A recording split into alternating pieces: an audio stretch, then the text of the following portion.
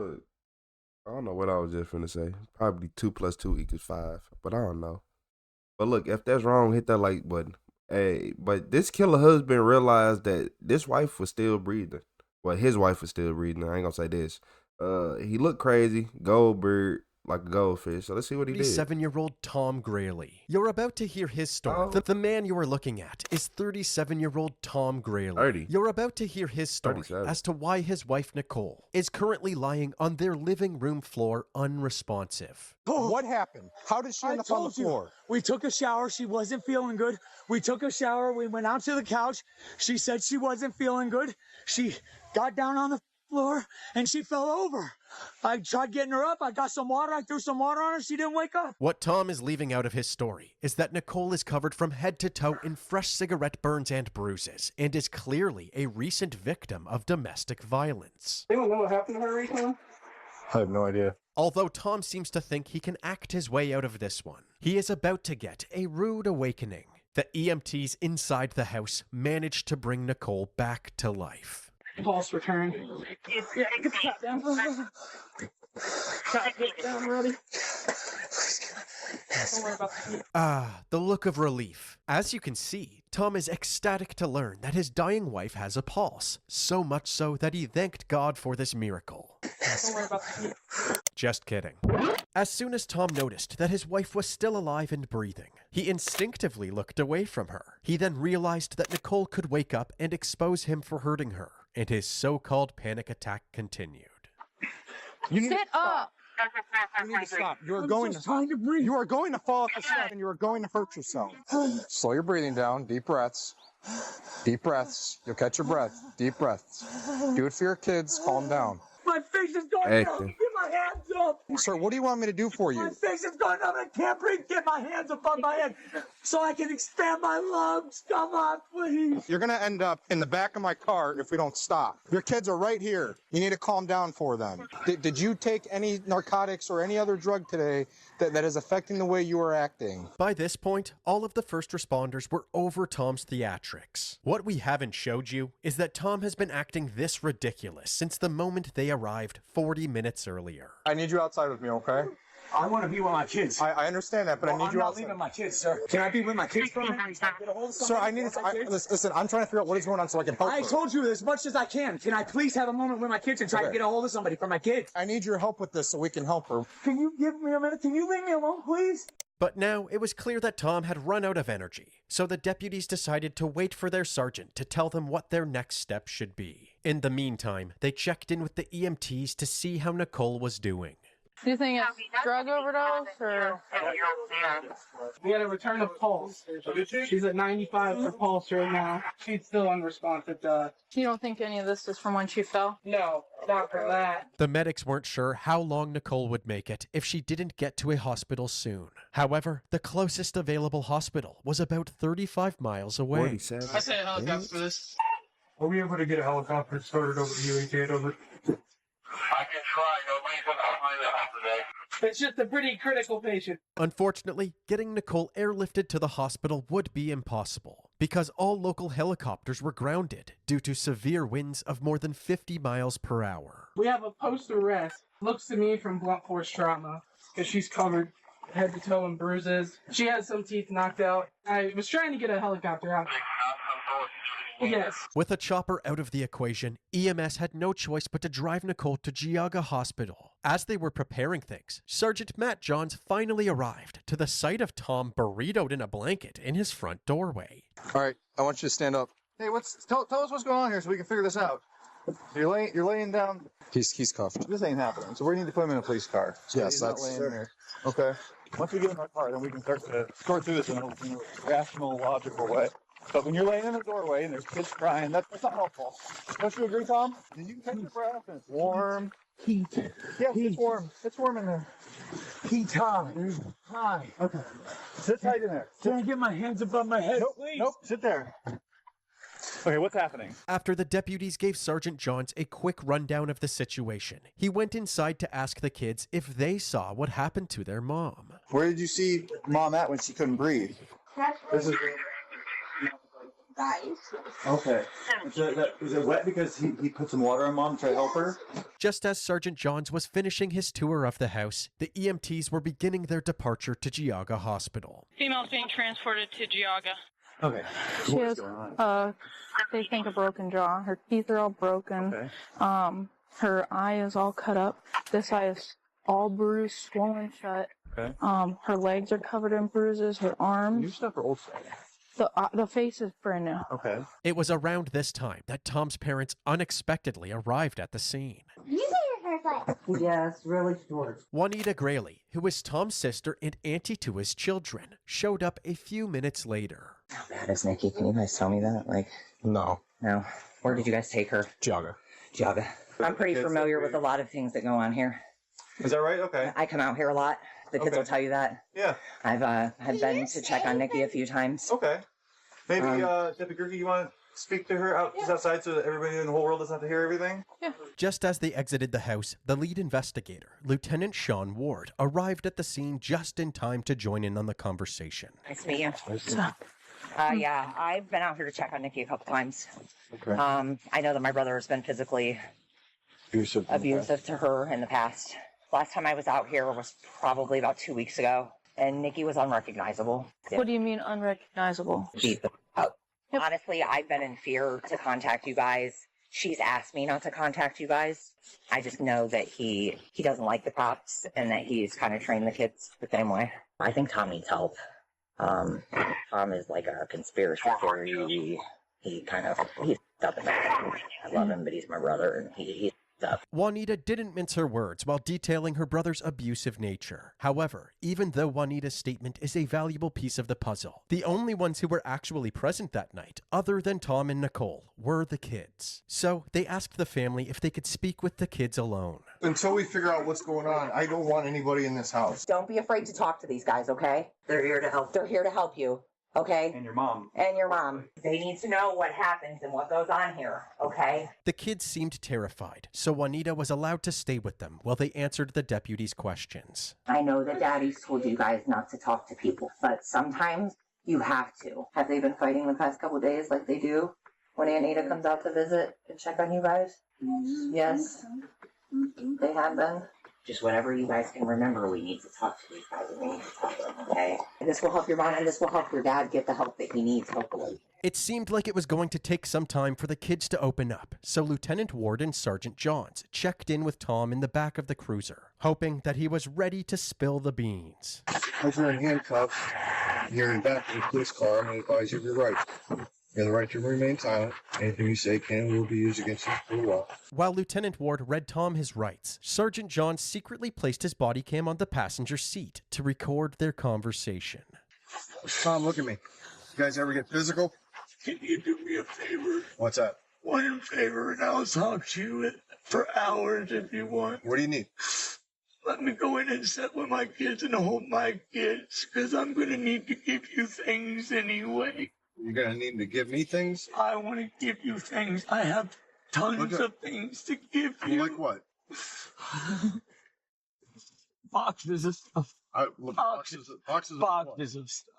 Like what? Tons of stuff. I don't know. That doesn't help me. I'm interested in what happened tonight. Okay, Tom? We were in the living room and started arguing again, and she said that she didn't feel good and fell over. Nicole didn't sustain those injuries from falling. You know that. I know. I'm not saying you're a bad guy. I think things just got a little carried away tonight. Would you agree?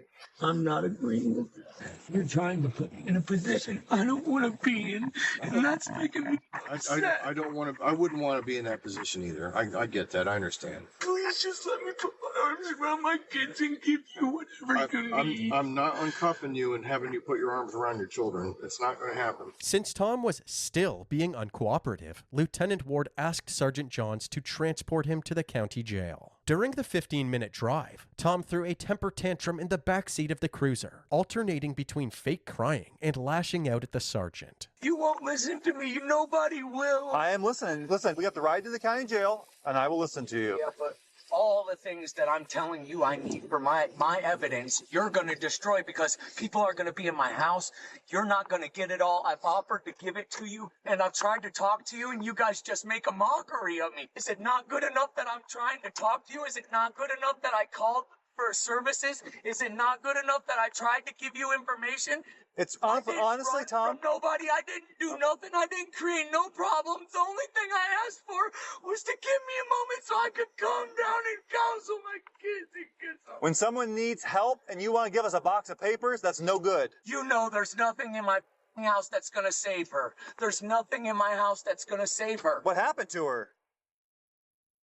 You were there and we weren't. And if someone could tell me what happened in your house before I got there and I could pass it on to the doctors, it might make the difference between her living and dying. So I don't want to talk about boxes of papers.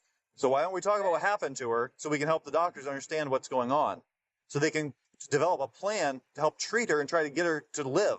I'm not a doctor. What do you want me to tell you that's going to save her life? What caused her injuries? To save her life? What caused her injuries? You can tell me what caused her injuries is a great start. Me and her. What does that mean? That means just what I said. It means me and her. I told the 911 dispatch. She said she wasn't feeling good, and she passed out. She quit breathing. So how did her face get all like that? Change the subject on me. No, I'm saying you said... Change the subject on me. Okay. At one point, Tom realized he needed a new strategy, so he began begging the sergeant to pull over and give him his undivided attention. Please, pull over here. I'm not going to pull over. I can hear you just fine. There's no reason I have to stop to be able to listen. I can listen and drive. But you're gonna miss the most important things for me. But yet you said nothing yet. I tried to tell you, but you won't listen. However, when Tom didn't get his way, he threw another temper tantrum. My ears are wide. I ain't gonna lie. Tom is just annoying. Tom is one of them people who broke, love drugs. Like, I could just tell that Tom is just the average Kyle. Like, oh man, I don't know. I don't like him.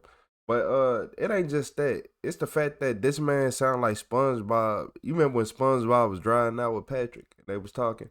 Like, that's why I'm over here just laughing. Like, bro, you going to You just ain't saying nothing. You asked me what was in the boxes, and I told you lots of things, and then you turn around and mock me like, oh, well, that's how that's gonna save her. Yeah, right. You don't care one bit about her. You could care less. No, I don't care about a thing about you because you don't treat me like a human. The doctors want to know about her injuries. I tried to tell you what caused her injuries. I don't listen good. Tell me again. My ears are open.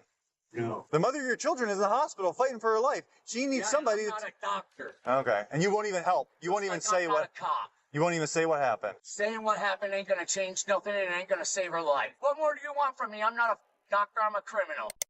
That was easy. That's how you treat me anyway. I'm done talking to you because you don't do nothing but treat me like a fool. Well, what? You'll have to think about that. Well, what? I'll have to think about it. You guys have the burden of proof. Thankfully, everything was caught on body cam, so there was plenty of proof that Tom was being difficult instead of trying to help his dying wife. The argument continued for 10 more minutes until they finally arrived at the police station. You'll have a chance to talk to the detectives, Tom. Good evening. Thomas Grayley is going to be placed in a holding cell by himself until he's interviewed by a detective. Okay. While Tom was being booked into the jail, the kids were finally starting to open up back at the crime scene. You said your mommy had the wrap on her. I saw that. But I also saw, like, the black and blue marks. What happened? Did he hit her with something, or did he hit her? What did he hit her with? Part of the BB gun. Part of a BB gun? Part of a BB gun? Where is that BB gun? Do you know where that I is? think these are in the... Don't touch it. Don't touch it. When did that? Was that today? I think it was last night. Last night? The kids said that Tom's abuse was nothing new and Nicole was constantly injured. Because of this, her health had been slowly declining, to the point that she could no longer walk on her own. I know last time I was out here, I gave her a hug. I was getting ready to leave, and she whispered in my ear, "Please don't leave. He's going to show me." After bringing Lieutenant Ward up to speed on everything the kids had told them, they were free to leave with their Aunt Juanita. Thank you. The investigators now believed they had enough evidence to prove Tom attacked Nicole, so they charged him with second-degree felony assault. At this point, Nicole's fate was still uncertain. She successfully made it to the Geauga Hospital intensive care unit, but remained completely unresponsive. Along with the visible injuries noted at the crime scene, Nicole also had several fractures to her ribs, face, and skull, as well as a lacerated spleen and liver. Her condition was only getting worse, so once the weather cleared up, she was transferred to a hospital in Cleveland for better treatment. Before confronting Tom again, Lieutenant Ward interviewed his inner circle, hoping to gather more evidence for an attempted murder charge. Tom's parents confirmed that Tom and Nicole's relationship wasn't very healthy, but they never saw this coming. I mean, I've never seen him hit her. We both know that he has smacked her. He's told never again, don't let us see it, don't let us hear about it. But anything like this, God, we had no clue. He's a control freak. He has to be in control of everybody's life. It seemed that everybody in Tom's life knew just how toxic he was. Even his closest friend Paul wasn't willing to vouch for him. You had indicated that you've been friends with Thomas Grayley since elementary school. Junior high, sixth, seventh grade. I mean, it sounds like you were probably closer than anybody else. Than anybody else. I mean, in all reality, which is, I guess, why I feel so guilty. He called me on the 25th in the morning, and I went out there, and Nikki was beat up. And you said that was the 25th of October. Yeah. It looked like she'd been punched in the nose, is what it looked like. Because right here was all black and blue, and then I was like, what the is going on? Right. And then we went outside because I wasn't going to stand there and talk in front of the kids. He told me he punched her. Okay. He told me he punched her. He told me he did that. The more people the lieutenant spoke to, the more clear it became that Tom's pattern of abuse had gone on for several years and had escalated exponentially over the past few months, ultimately leading to Nicole's demise. The question was, would Tom ever admit this? The answer quickly became clear as Tom fell into the same narrative that he was pushing the day before. I tried to be as honest with you as I could yesterday, and you just pretty much took me for a joke. No, I didn't take you for a joke. You took me for a joke. I asked you to take me in the house, and I would give you everything I could to help you out. In exchange for hugging your kids. You either want to discuss how Nicole sustained her injuries and how she has bruising all over her body that's in various stages of healing. How she ended up with a lacerated spleen. Sir, I don't want to argue with you. I don't want to give you a hard time. Okay. Well, my question to you directly is, how did Nicole sustain the injuries this year? And I'm not talking to you about the question. Okay. Well, here's my problem, sir. This interview's done. Okay. Detective, can you listen to me? No, I'm not going to. You're talking circles. I've got a search warrant to collect your DNA. That's your copy. Everything that I say or do will be used against me in a court of law. And it doesn't matter what I say or do. My words are twisted around and I don't need to say anything. Nicole's injuries speak volumes. Okay. Sir, I tried to help you. I told my children not. You tried nothing. I didn't try nothing. That's why I tried to give you boxes of paperwork, right? I'm tired of hearing about paperwork. Unless the boxes of paperwork has to do with the confession, I'm not overly concerned about the box of paperwork. Can I get some water, please? Want pop? Eat that cup would be great. What's that? In a cup? Can't drink it out of the bottle? I'm not gonna. You can have this pop. I'm not gonna run out and get you a cup. While Tom sobbed over not getting a cup for his drink, the detective outlined Nicole's extensive list of injuries once again. Unless they're falling from a 10-story building, somebody's not going to get a lacerated spleen or liver and fractures and broken ribs. If I stand up and fall down right now, I'm not going to sustain those types of injuries. You provided. Look, I'm going to tell y'all, he don't care. He just sorry he got caught. He will be joining the gang by the end of tomorrow. He will be cutting his hair fully off and got more tattoos. I don't listen to people like this. Like y'all wasting y'all time talking to him. He might confess, but 9 times out of 10, he won't. He's just a jailbird. You can tell he a control freak. Look at him. You can't even control and make your hair grow. So how you going to try to control somebody? no assistance whatsoever in trying to clarify what happened with Nicole. You say you love her, but your actions say something different. Can we keep our words simple, please? What was difficult to understand? A lot of things are difficult. Right. All right, I'm not going to keep going. You're bouncing around. I'm not bouncing around. I'm confused. Okay. Can you get your piece of paper and write something for me? Nope. Here, let me get your piece of paper and write something, please. Nope. I want you to think about it, please. What do you want me to write? I don't know. I was going to have to take a second to think about it. Okay. Seeing the walls closing in on him, Tom revealed that he was actually the victim here, and Nicole was the abuser all along. Nicole has lied to me and manipulated me and made me forget portions of my life. I was going to try to help you. You're saying that she manipulated you and lied to you. Is that when you kick her ass? Or did she kick her own ass? I think Or did she kick her own ass? Because I will be asking. This what make me mad. Men ain't men no more. It's too much. Social media made men not men no more, and women not women too. But we talking about men right now. Social media and all this on demand. You know, back then you actually had to go out in the world and be a man. You had to somewhat actually be tough because you were going to get in a fight. Did you know that? Like nowadays, everybody just want to be calm and cool and cordial and peaceful. It's too much peace. It's too much. Like social media, let's peaceful, peace. Sometimes some people need to get punched on, and he one of them. Like no, the way he act like a little girl. He act like a little kid. Specifically a little girl when you say they can't have something or you catch them being bad or they be like, I'm not gonna do it again, and you know they're gonna do it again. Like, come on.